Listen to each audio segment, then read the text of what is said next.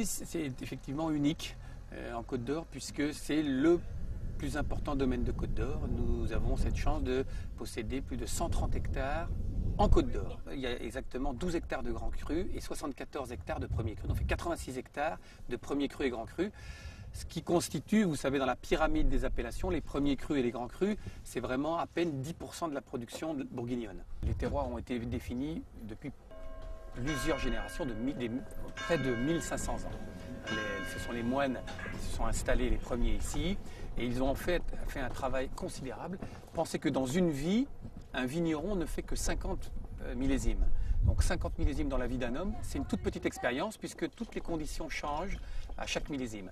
Et c'est parce que les moines savaient écrire qu'ils ont pu transférer leur savoir-faire aux générations suivantes. Et petit à petit, ce qu'ils ont découvert est unique, c'est que sur une bande de terre qui fait à peine 40 km de long et 800 mètres à 1 km de large, il y a une mosaïque de terroirs qui permettent de faire avec deux cépages, le pinot noir et le chardonnay, des vins très très différents d'une parcelle à une autre. Donc là, vous avez, en termes de logistique, une chose qui nous tient énormément à cœur, c'est de réduire au maximum le temps entre le moment où l'on coupe les raisins et le moment où l'on met les raisins dans la cuve.